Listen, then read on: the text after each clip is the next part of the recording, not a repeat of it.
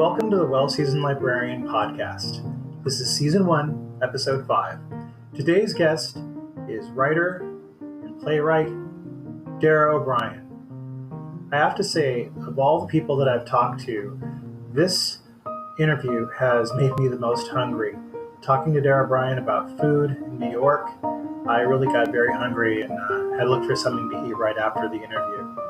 It was a lovely chat, and I look forward to having you hear it. And she was such a wonderful person to talk to and so accomplished. I really enjoyed it very much, and I hope I get a chance to talk to her again. Enjoy the episode.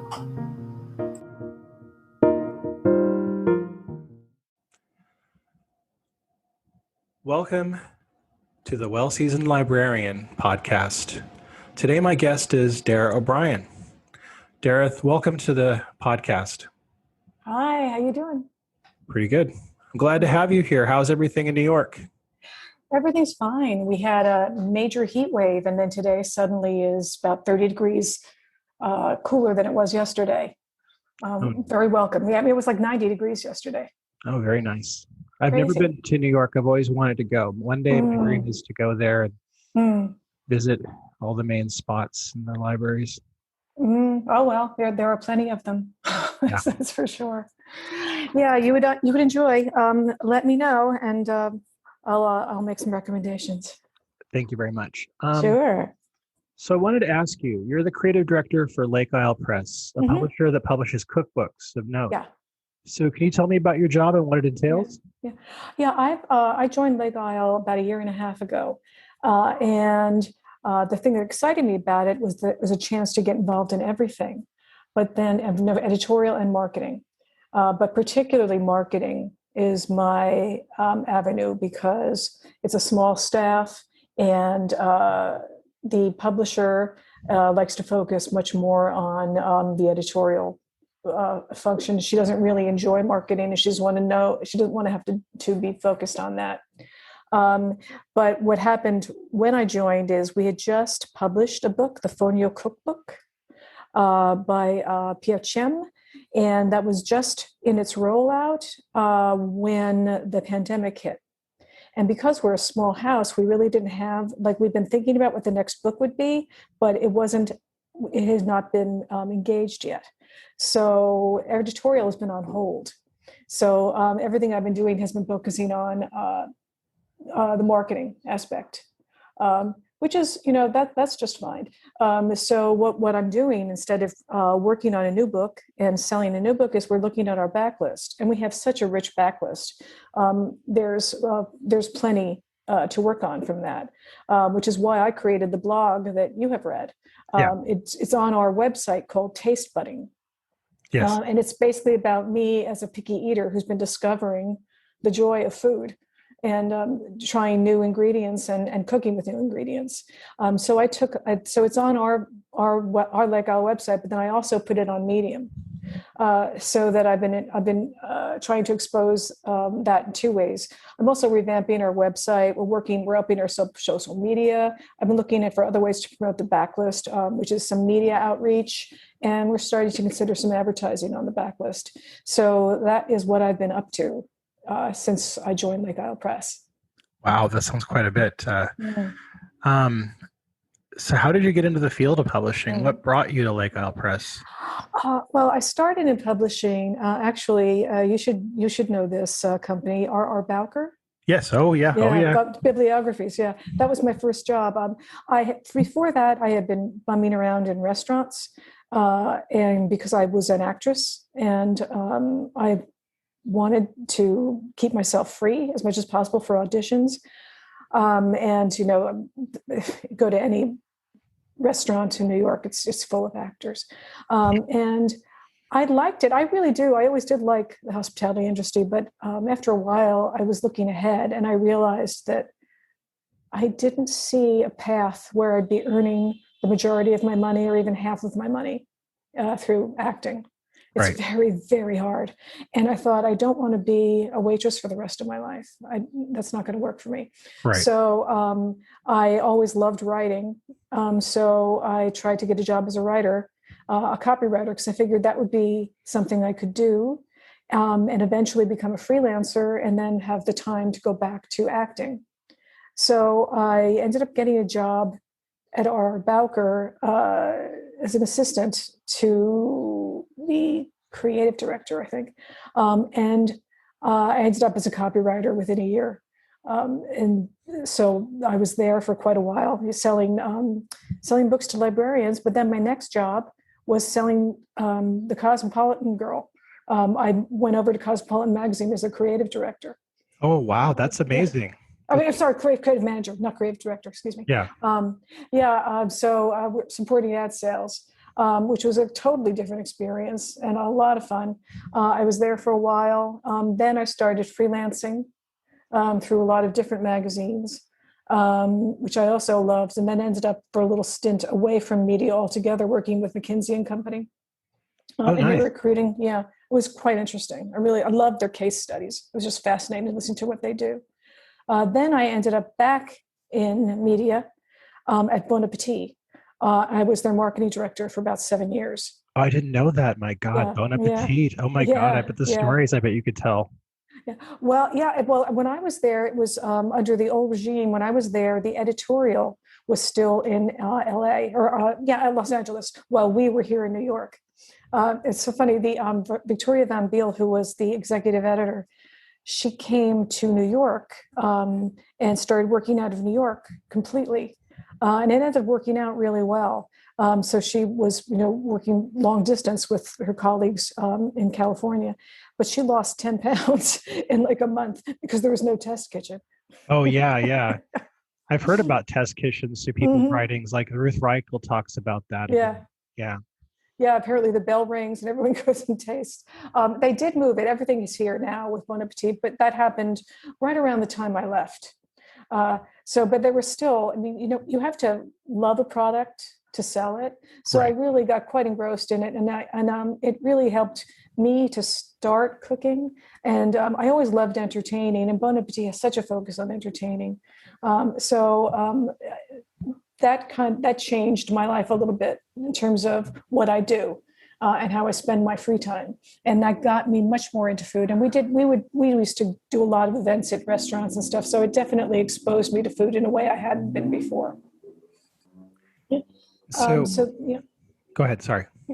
So I left Bon Appetit and I went freelance again. Then a friend of mine saw an ad for the job at Lake Isle. I didn't know anybody.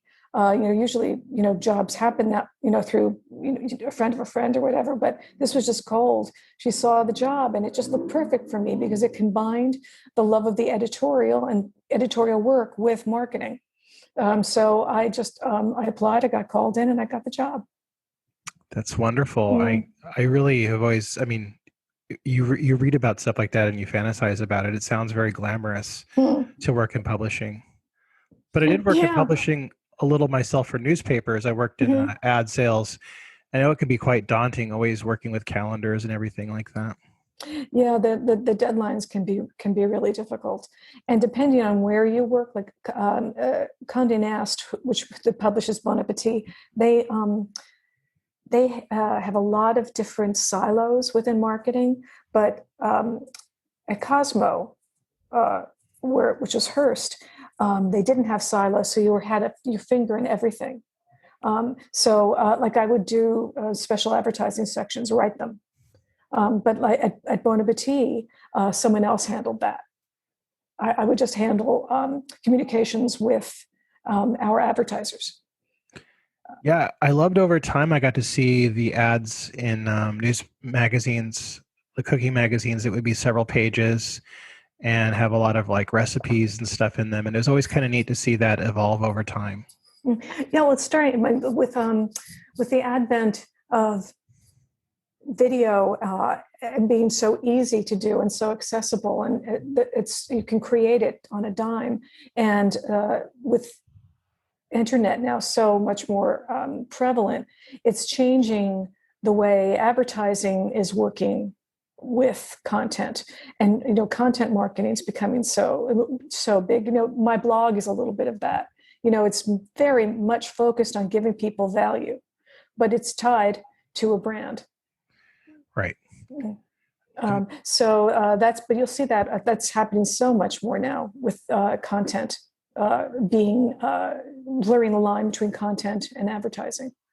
Yeah, I liked it a lot. I didn't always know what to think about it at first, but I've enjoyed seeing it over time, and it's really fun sometimes to see what they come up with. There's so much creativity. Yeah. So you're a foodie and someone who cooks. So who are some of the food writers and famous chefs that you're watching right now that inspire you? Yeah.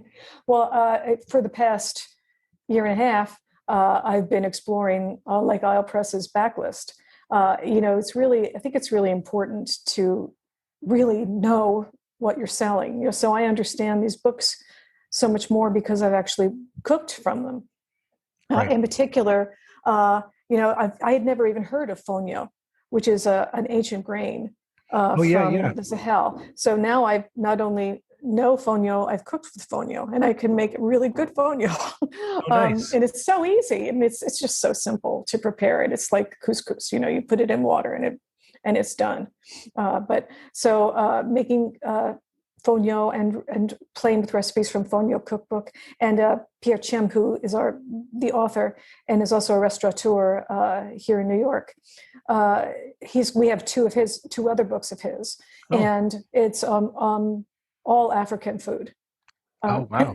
Yeah, and so what I still haven't mastered yet is okra. I've got to try. Yeah. Pierre loves okra. I got to, that's going to be my next ingredient. But I'm just like, I'm wondering about the texture, and I don't know how to work with it. I want someone to do it for me, teach me. I find it hard, the idea of working on my own with it, but he loves it.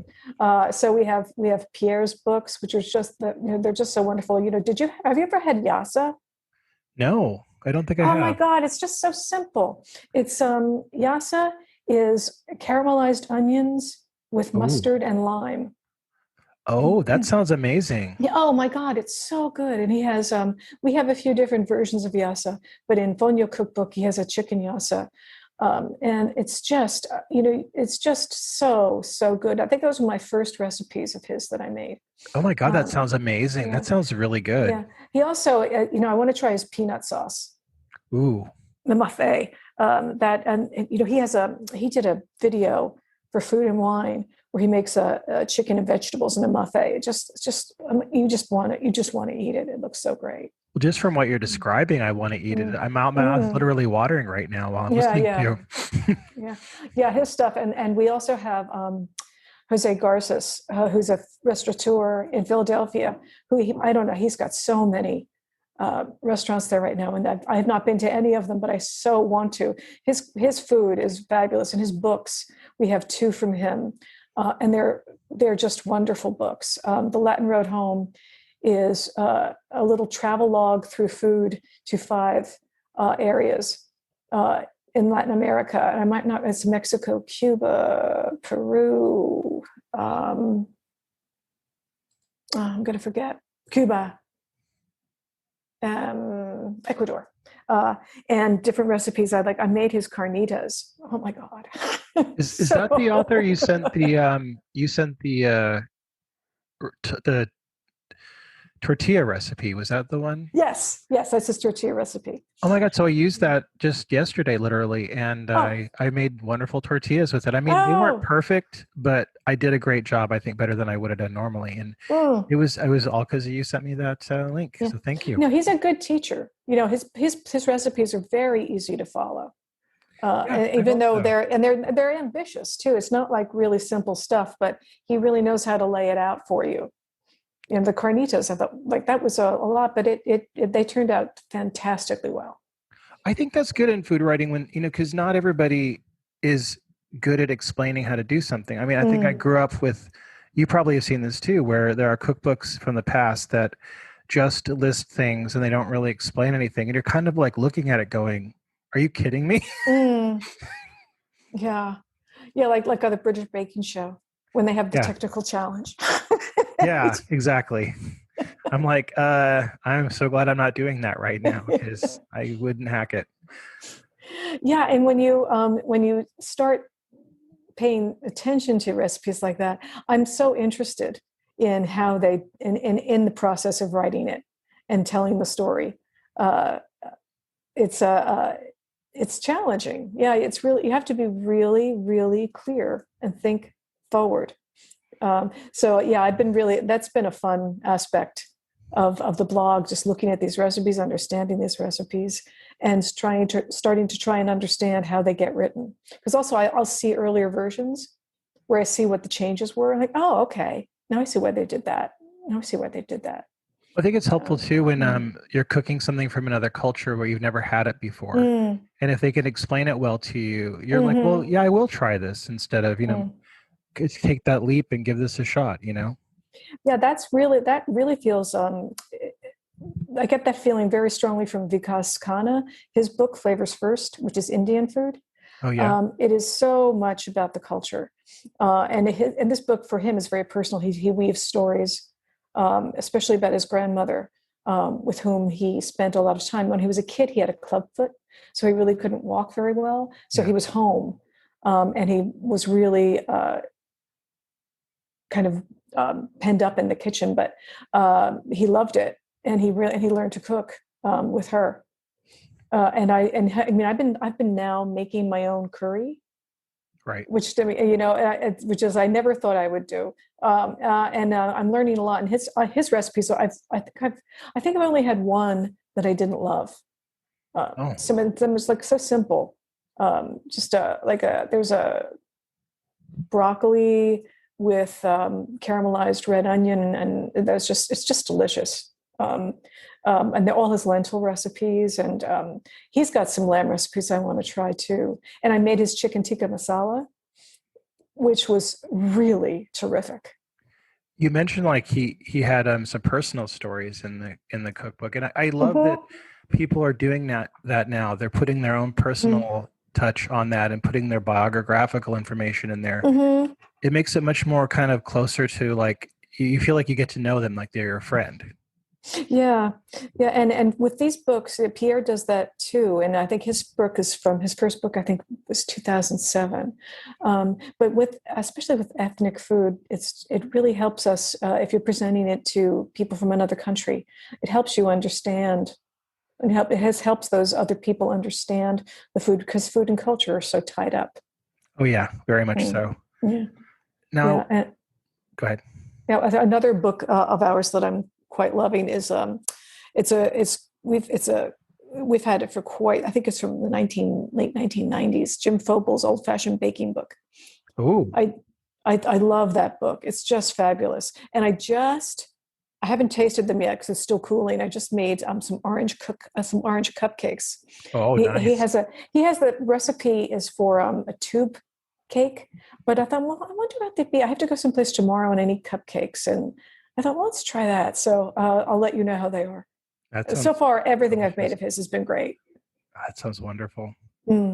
So you live in New York City, as we said. And, I've never been there, as we've talked about. And, in my mind, from reading of it, I think of Zabar's, I think of Tavern on the Green. What is it like to be a foodie in New York? I guess the first word I can think of is authenticity, because you just have everything at your fingertips. You can go someplace like Kalustyan's, which is also online, where you can get just about any spice you could possibly want. There's also a place called Dual Spice in the East Village. So if you're looking for fenugreek seeds or cardamom pods, there they are. Then there's H Mart. There's a few different locations of that. It's a Korean store, but with Asian ingredients. But you could also go down to Chinatown and just go to a corner grocer and pick up, fresh noodles. Because I still haven't perfected drunken noodles, but I love them. But you have to get the fresh noodles. You can't get dried. So there's the food markets like Essex Street, which is down over on the Lower East Side, and Chelsea Market. They're both multi-vendor, so you can just get fresh ingredients, but also they have restaurants and food stands, and there's just such a wealth of tastes that are there for you. Chelsea Market it's an old biscuit factory, and it's like very cavernous, but you don't feel penned in at all. Part of it is because it's a really, really high ceiling. But Food Network is up on top. It's got its studios up there, and Google, I think, now has the building, and they own the building across the street too. So There's a lot of that going on. But in the downstairs, which is just so sprawling, there's just anything you can think of is there, and it's really pretty wonderful. Oh, that sounds like heaven. Yeah. You would enjoy that. And then we have new food halls starting up. There's the DeKalb Market in Brooklyn, which I haven't been to yet because that was just starting right before the pandemic, and I haven't traveled to Brooklyn yet because I live on Upper Manhattan, so it's a bit of a stretch, with a mask on in the subways. Yeah. But we have new food halls, and then in Harlem, there's the whole little Senegal with so many different African restaurants and shops and outdoor markets. It's really great. There's Koreatown in Midtown, and they just that seems to be really exploding. They have a new restaurant I just read about. It's called Rib Number 7, and the only rib it serves is the 7th rib, which they say is the best of the rack in a beef. Yeah. There's Curry Hill, which is where Kalustyan's is as part of Murray Hill. In my area, there's Dominican food. There's just so much. What I haven't been yet is Arthur Avenue, which is in the Bronx, which is supposed to be just wonderful with authentic Italian food and Italian ingredients. Living here, there's just anything you want, pretty much. You have a way to get it. You might have to travel a little bit, but you have a way to get it. So you can taste it prepared by experts, and you can get the ingredients to make it yourself. God, that sounds amazing. We also, by the way, just even our local bodegas and vegetable stands are quite extraordinary. There's one right outside our office, has such great fresh produce. I don't know how they do it. It's a tiny little stand on the street.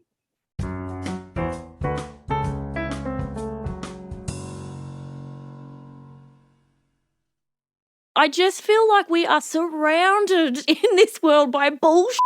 So how can you know what's real and what's not? Science versus. That's how. We answer questions like, does anti-aging skincare actually work? And what is your true personality type? And to answer these questions, we don't use opinions. We dive into the scientific studies, talk to the experts, and put it in a podcast that I know you are gonna love. Listen to Science Versus on Spotify.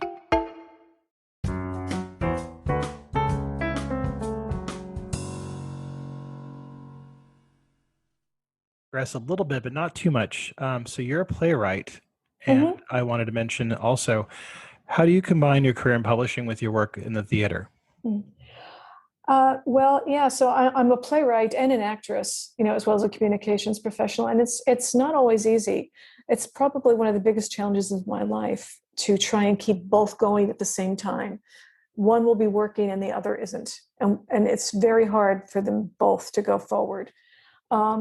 So one thing that I'm lucky about with Lake Isle is because it's a little more flexible. Sometimes the rigidity of corporate life means that I just can't pursue my art. I just can't do it. Yeah. I'm finding Lake Isle it just gives me a little more opportunity. So that's great. So right now I'm revising one play and I'm on the first draft of another, and I'm just kind of trundling back and forth between the two of them. I'm not acting as much, but then who is? It's at this time. I've been doing some Zoom things, but that's kind of backburnered for me right now. My focus is much more on the writing. But one thing I do find interesting that my work in theater, you wouldn't think it would help communications that much, but it really does. There's something for your writing. Obviously, it helps because you learn how to use words more effectively, use how to use as little words as possible in both cases. But also in theater, you have an attitude where problems constantly arise. It's always happens. Something goes wrong all the time, especially with live theater. Always, however much you prepare. So you have to know how to spin. You have to know how to pivot. And so it really helps with your problem solving is because you look more readily for solutions. Huh, that makes sense. throughout your life. Yeah, so that's been helpful. Oh, very nice. Mm. So who are some of your favorite playwrights? I know that's a hard question to Yeah. answer, but yeah. Well, I've always loved John Guare. He has such a really big heart, and his plays are so funny, but they're so real, and there's just an urgency to them that has always spoken to me. August Wilson, I think, is fantastic, and his body of work stands together. So each play distinct, but each one together. And one thing I really love about him is, well, that he creates worlds so completely, but he also writes such complicated women, and I love seeing that, from a man. Some new playwrights coming up. I'd like Lucy Thurber.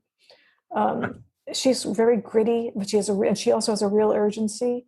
And there's this new young playwright. She was produced while she was still getting her MFA. Her name is Mara Nelson Greenberg. She wrote this play about an empathy coach going to this clueless office. It's called "Do You Feel Anger?" It was just hilarious. I mean, she's going to be somebody to watch. She's wonderful. Wow, that sounds good. I like to see that. Yeah. Oh, it's so funny. So funny.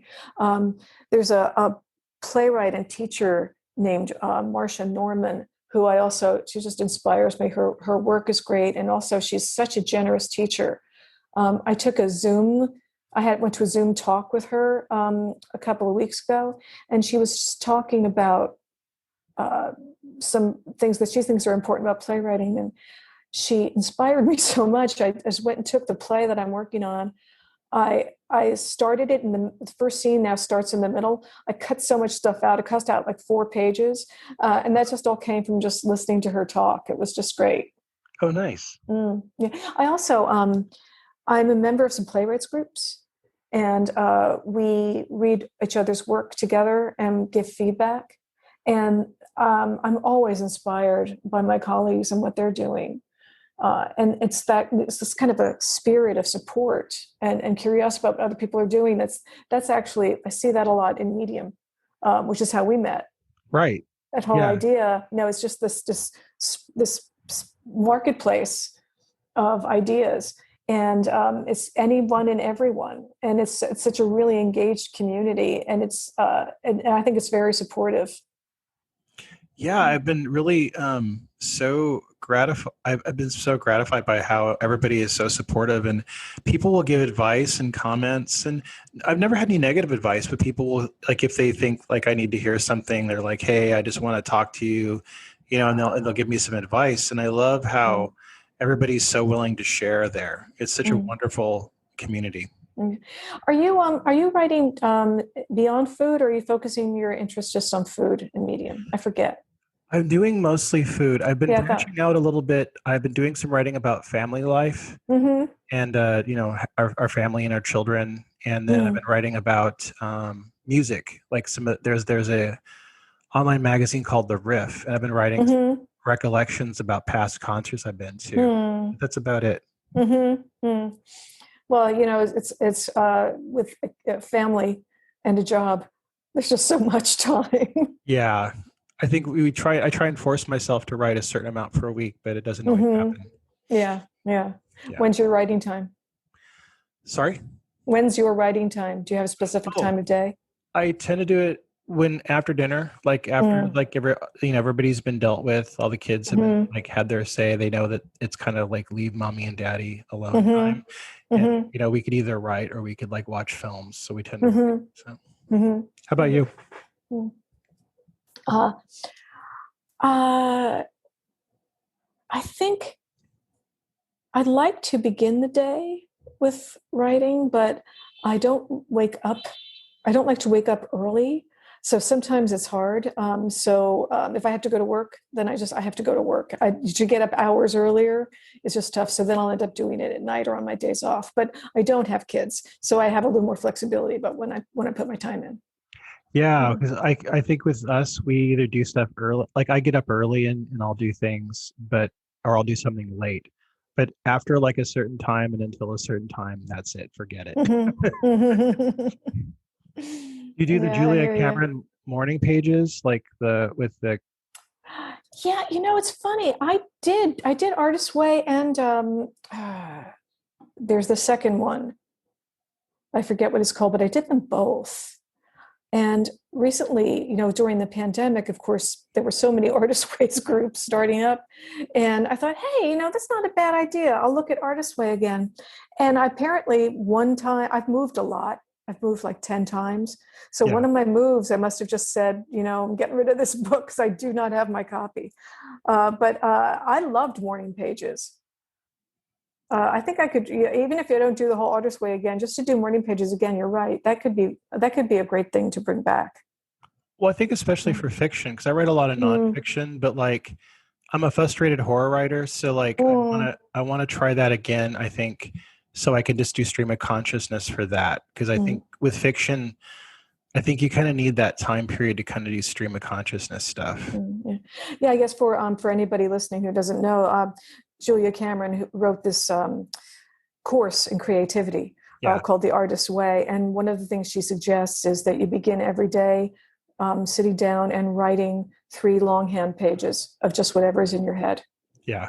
I always think everybody knows that. I forget that people have not heard of that. Yeah. There are some. I remember at one point when I was really involved in it, I was getting so many ideas. I used to I started keeping an index at the back. Notice there, because I think, that's something, and I'd star it, and then I'd write a note in the back to point myself back to it. Oh, neat. I love that. Yeah. I always like to talk to other writers about writing. I mean, I'm a neophyte. I'm new, and I like the fact that Medium allows kind of new people to it to kind of do it, and not feel like they're going to be shamed or like rejected. It's just nice, very open. Yeah, but it is so sprawling. Yeah. I'm still frankly trying to learn my way through it. But I'm on for food. My friend Elizabeth Gray is on for politics. My friend Catherine Weigerten is on satire, and there's room for all of us. Yeah.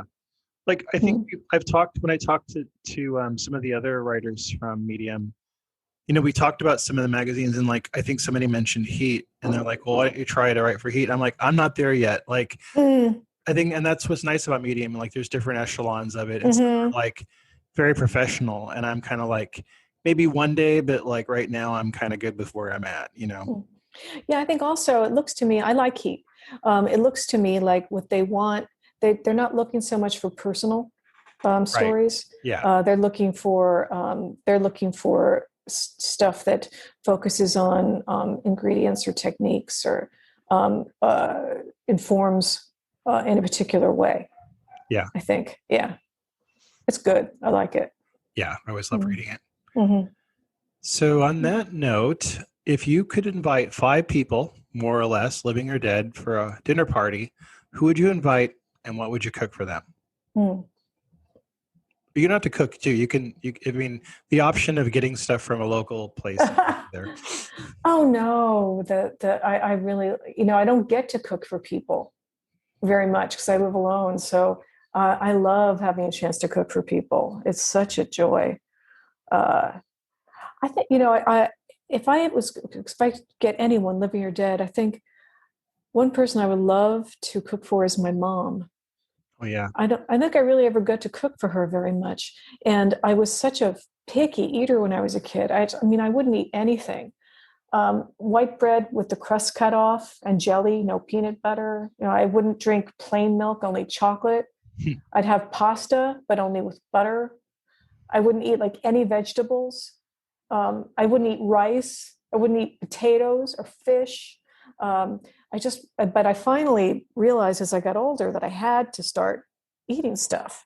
It was embarrassing. I'd go out and I wouldn't eat anything.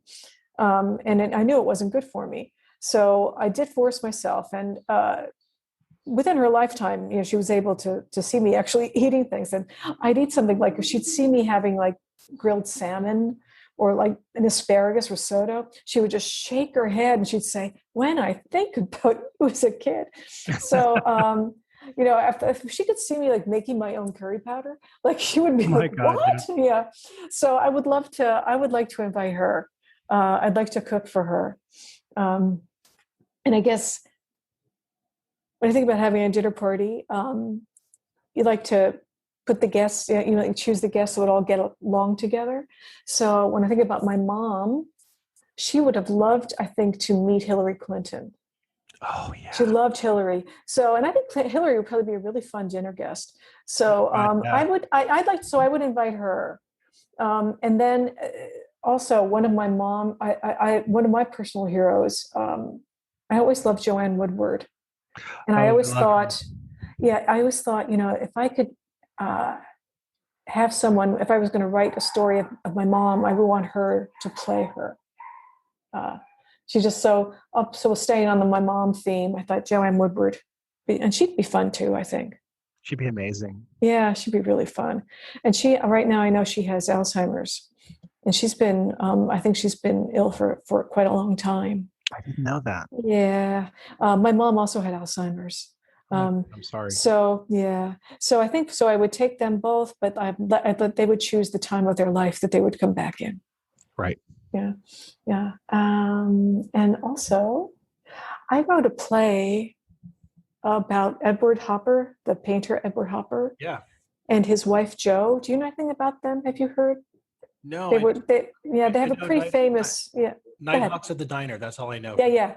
Well, they had a very famously contentious marriage and they were married for like 40 years. They got married very late, especially for then. It was 1923, and they were in their 40s, both in their early 40s, and they got married. And they were both fairly unsuccessful. She was a little more successful than him.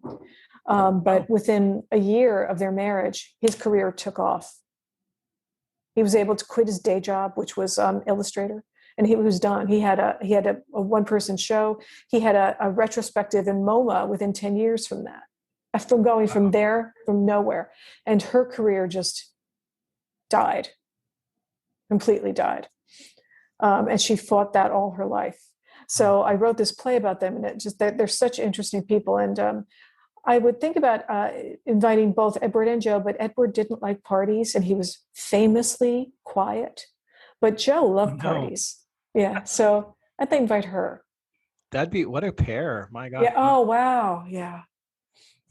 Yeah, and he was 6'5", and she was maybe like 5 foot. So they were different in every way. Yeah. Yeah. And I get one more right. We have women. It's all women so far, but so I think I'll keep it. That's okay. That's okay. When you talked about earlier, we're talking about chefs, and I've been thinking about, but I don't think I mentioned this. Did I mention Edna Lewis? No. Yeah, she's been on my mind recently.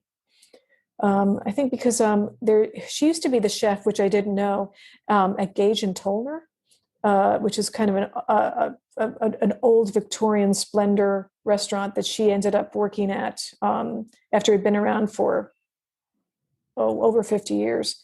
I think in the late 1980s. It was almost 100 years old, I think, by the time she started working there. She was a chef there for a little while, and it closed down, and it's being reopened.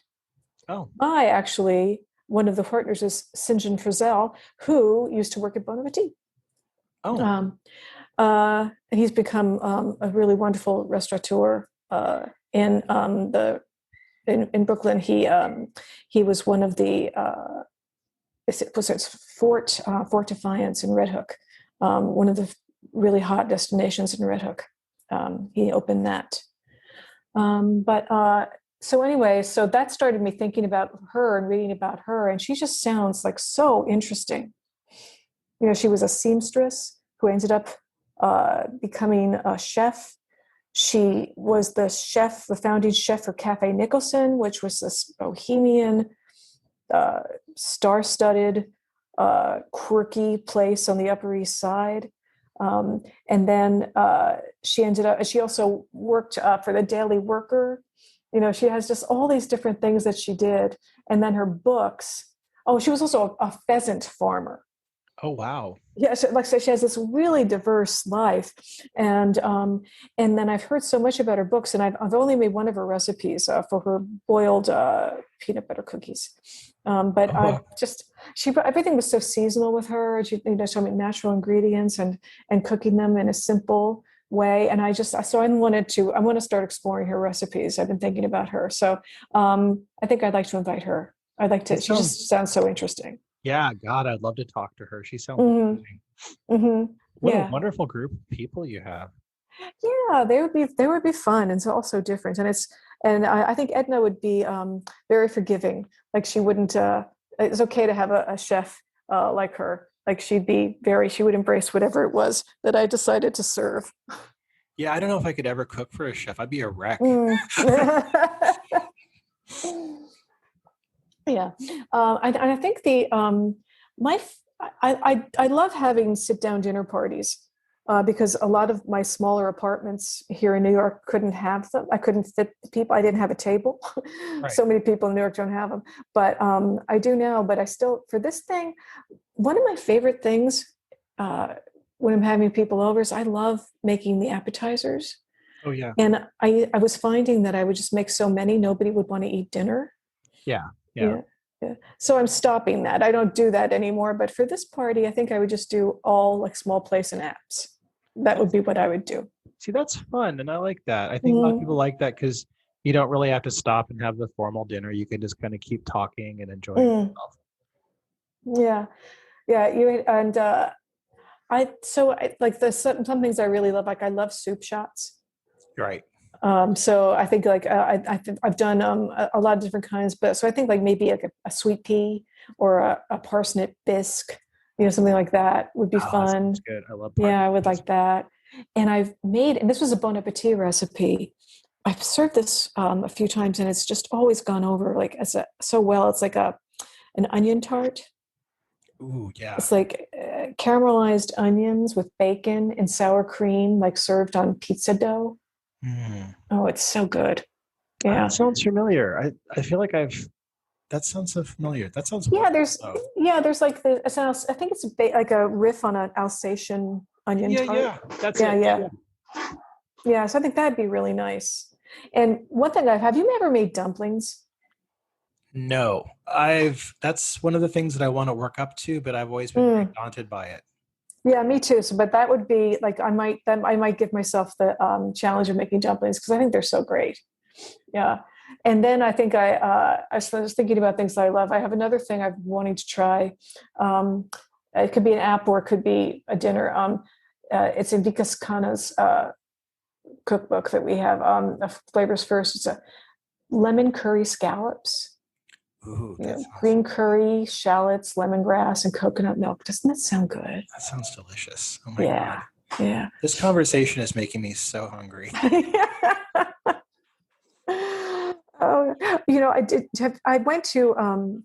I got to take this trip.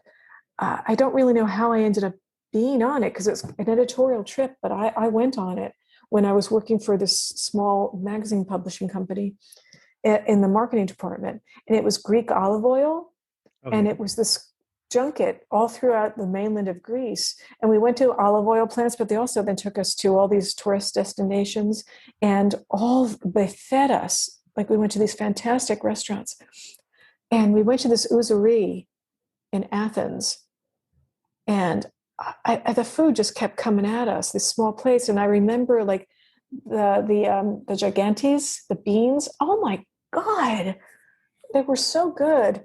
So, I think I've never been able to replicate that. I would love to do that. And even the potatoes, and I ate beets. I never ate beets. They were so good. That kind of a meal, I just love that kind of a meal. I wouldn't want to come home. That sounds wonderful. Yeah. Yeah. Oh, and then of course you have your specialty cocktail. I think there should be one special cocktail. And I kind of go toward I always like a Cosmo. I had a party the other night and I did a Cosmo, but there's also I like a French 75. I think could be very nice too. Oh, nice. Yeah, which I made one of those once, but used blood orange instead of lemon. It was really good. This sounds like a great party. Wow. Oh, thanks. Let's do it. I love asking people these stories, and people have the best. Nobody's ever tongue-tied with this. He always has the best party ideas, and I'm always like, wow, that sounds like the best time. And I think it always really reveals a lot about people. And I think this sounds really lovely. Why, thank you.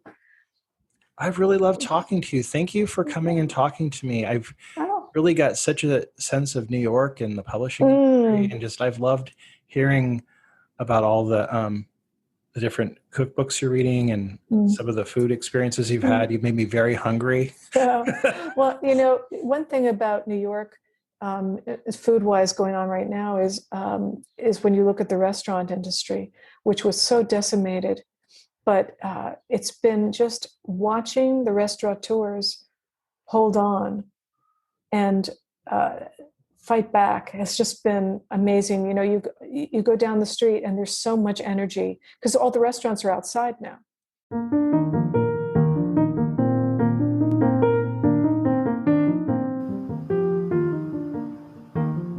Thank you so much for joining me today and speaking with author and playwright Dara O'Brien. I could have spoken to Dara all day, and I really enjoyed talking with her.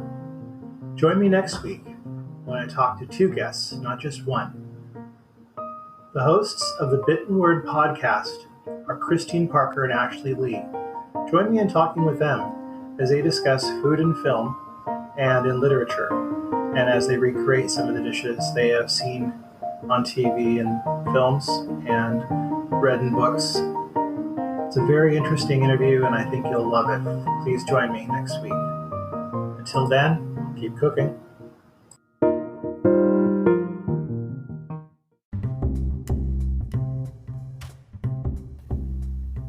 This podcast is supported by funds from our sponsors and donations from our listeners.